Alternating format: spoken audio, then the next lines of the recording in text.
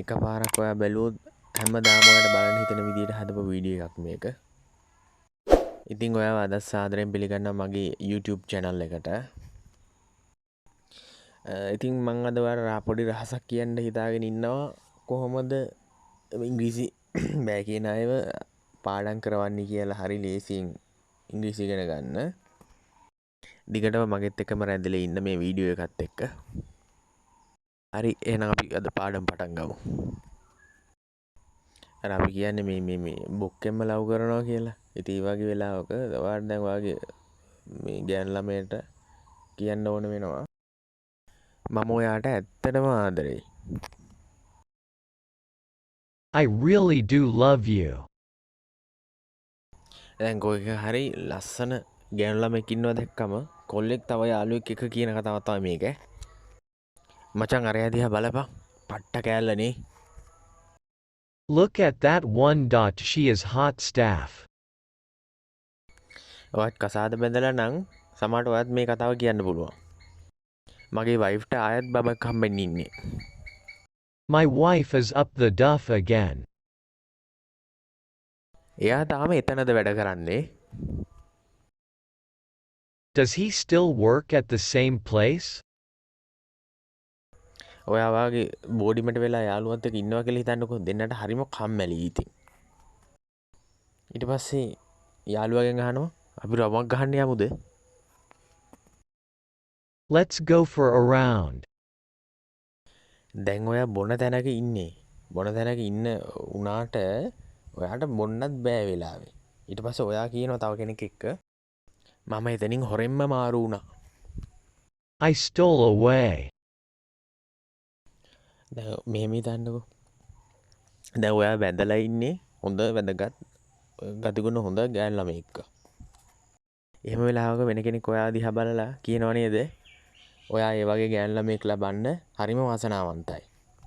You are lucky to win such a nice girl. අපි ඒ ගැන අනිත් අයත් එක්ක සාකච්ඡා කරමු. We shall discuss this with the others. මෙන්න මේක නම් නිතරම වගේ අහන්න ලැබෙන කතාවක් ඈ. ඒ මිනිස්සයා හම්බ කරපු සල්ලි ඔක්කොම වියදම් කරේ අරක්කු වලට. His all money went on liquor. මේ මාළේ වගේ බෙල්ලට දැම්මම මාරම ලස්සනයි. This necklace looks beautiful on your neck. ඔයා වෙන කෙනෙක්ට වැඩක් බාර දෙනවා ඒක එයා හරියට කරන්නේ නැහැ. එහෙම වුණාම ඔයා කියනවා මමම මේක කරන්න. I myself will do this.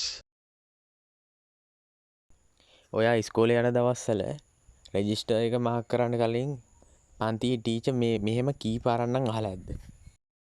කවුද අද ඇවිල්ලා නැත්තේ? Who are absent today? කවුරු හරි ඕනරට ඔයාගේ වැඩවලට ඇඟිලි දානවා නම් අනේ මගේ වැඩවලට ඕනරට අත දාන්න එපා. Don't interfere with my works. එයාකා හැමදාම පරක්කු වෙනවා. He gets late every day. වැස්ස පටන් ගන්න යන හින්දා අපි කුඩ ගෙනාව එක හොඳට ගියා. It's just as well we brought umbrellas because it's starting to rain. මේ මේසෙට හොඳටම ජරා වෙලා. ඔය මේසෙට රෙද්දක් කරන්න. Spread the table with a cloth. මට කලින් ගෙදර එන්න පුළුවන් වුණා. I managed to come home early. දැන් ඔයාගේ අම්මා තාත්තයි ඔයා ඇරෙන්න වෙන ළමෙක් ඉන්නව නම් ගෙදර එයා අරගෙන හදාගෙන තියෙන්නේ ළමා නිවාසකයෙන් අරගෙන මෙන්න මෙහෙම කියන්න ඉඩ තියෙනවා ඈ. එයාව අවුරුදු ගාණක් තිස්සේ බලාගත්තේ අපේ අම්මලා තාත්තලා. Our parents fostered him for several years. අද සමාජයේ මේ වගේ මිනිස්සුත් ඉන්නවනේ බලන්නකෝ. එයාලා මට ඇතුළට එන්න කිව්වේ නෑ. They didn't ask me in. වෙලාව ඉවරයි. වෙලාව ඉවරයි. The time is out. Up. ඔතන up out කියන දෙකම හරි. ඒක නිසා තමයි ওই විදිහට හදලා දාලා තින්නේ. මම පොරත් එක්ක ඇයි හොඳයියක් නෑ. I am not on speaking terms with him. දවස් 3ක වැස්සක් විතරයි ලැබුණේ. There was only a 3 days of rain. ඔයාට ගොඩක් ලොකු තුවාලයක් තිබුණා කියලා හිතන්නකෝ. ඒක ගොඩාක් වේදනයි ඉතින්. ඒ වෙලාවට ඔයා කියනව නේද මෙන්න මෙහෙම. මට වේදනාව දරා ගන්න බැරි වුණා. I could not bear the pain. ආත්මාර්ථකාමීෙක් වෙන්න එපා.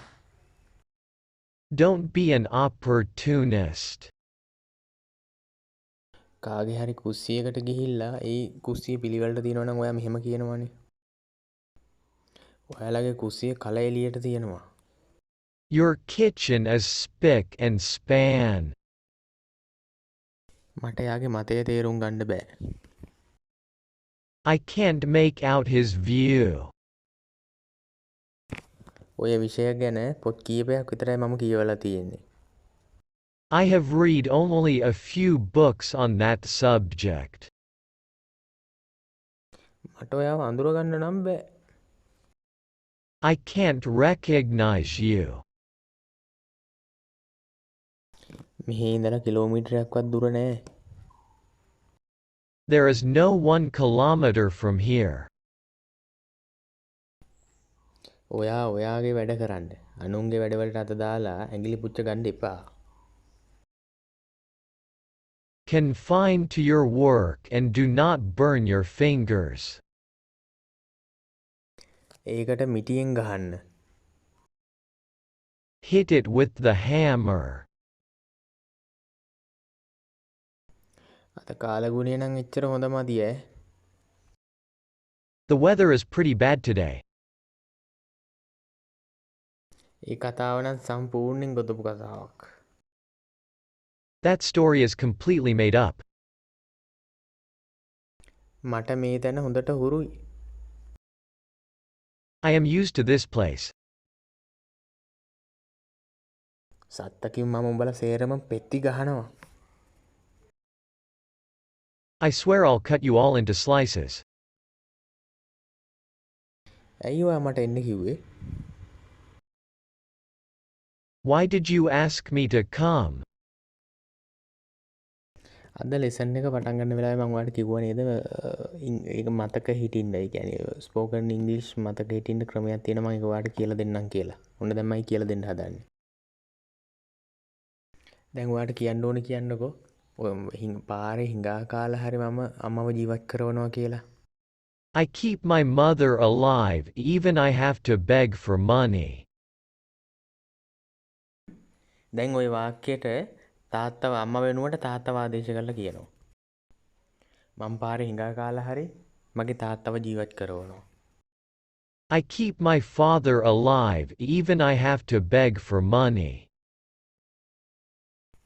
දැන් අපි ඕකට ආච්චිව ආදේශ කරලා කියමු.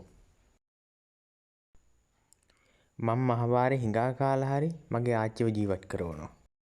I keep my grandmother alive even I have to beg for money. තව එක උදාහරණයක් බලමු.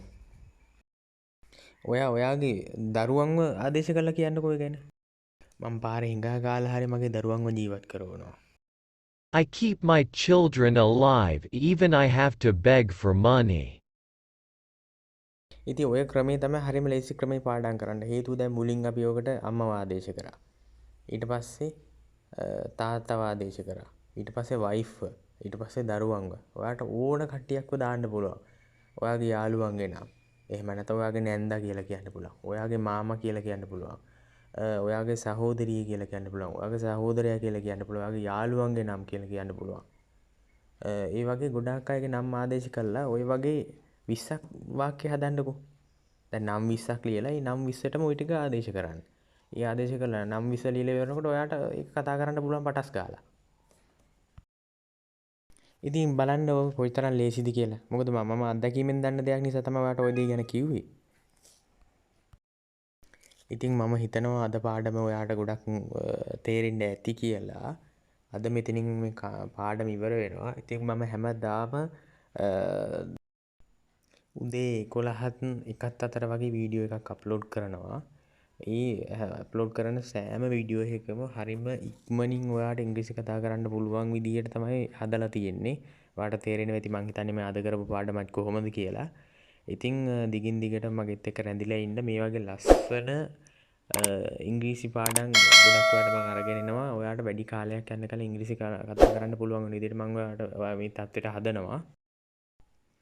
අද මම කියලා දුන්න දේවල් මීට කලින් ඉගෙනගෙන තියෙනවද කියලා පොඩ්ඩක් කල්පනා කරලා බලන්න. ඒ වගේ ලස්සන වාක්‍ය, හරිම සරල වාක්‍ය ඉක්මනට ඉගෙන ගන්න පුළුවන් විදිහට මම හදලා ගේනවා. ඒ නිසා මගෙත් එක්කම රැඳිලා ඉන්න.